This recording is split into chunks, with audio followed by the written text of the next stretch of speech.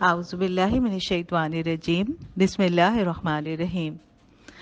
سورہ اعراف میں رب العالمین نے ہمیں لباس کے بارے میں رہنمائی دی ہے کہ ایک مومن مرد اور خواتین کا لباس کیسا ہونا چاہیے۔ قد انزلنا علیکم لباسا، تمہارے لیے لباس نازل کیا گیا ہے، اور اس کے پرپس بتا دیے کہ تمہیں کور کرے، پروٹیکٹ کرے اور بیوٹی دے۔ اس ترتیب میں بڑی حکمت ہے اور اس کی ترتیب وہی رہنی چاہیے جو اللہ نے بتائی ہے، لیکن ہم نے اس کی ترتیب بدل دی ہے۔ ہم نے زینت کو پرائیورٹی دے دی ہے اور کورنگ کو آپشنل بنا دیا ہے۔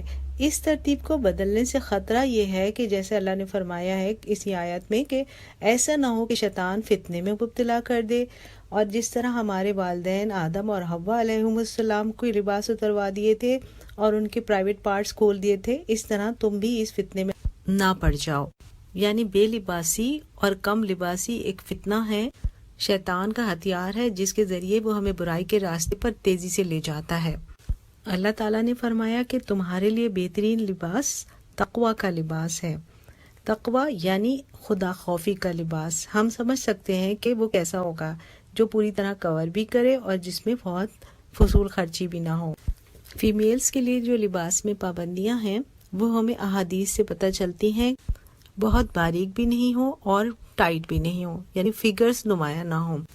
اب جو لوگ اللہ کے آگے اپنے آپ کو سرنڈر کر چکے ہیں وہ تو دل سے ان ساری باتوں پر آمادہ ہوتے ہیں اور یہ سمجھتے ہیں کہ لباس اللہ کی نشانیوں میں سے ایک نشانی ہے جو صرف اور صرف انسان کو عطا کی گئی ہے، باقی ساری مخلوقات اس اعزاز سے محروم ہے۔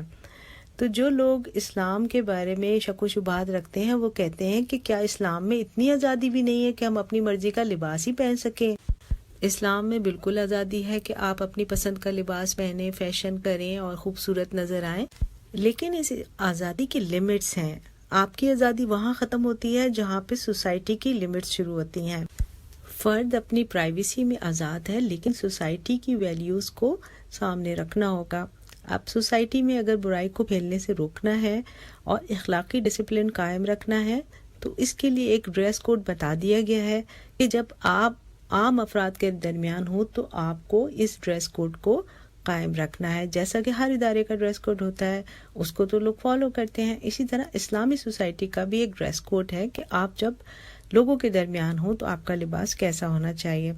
پھر لوگ ایک اعتراض یہ کہتے ہیں کہ تقوی تو انسان کے دل میں ہوتا ہے، وہ لباس میں کیسے نظر آئے گا؟ بے شک حیا اور تقوی دونوں انسان کے دل میں ہوتے ہیں۔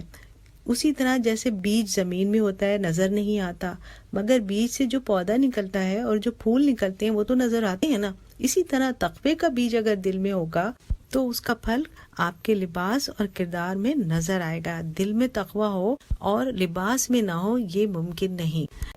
انتہائی پیاری آیات کے ساتھ ہمارا اختتام ہوتا ہے۔ اللہ تعالی ہمارا حامی و مددگار ہو۔ وآخر دعوانا ان الحمد للہ رب العالمین۔ اللہ حافظ۔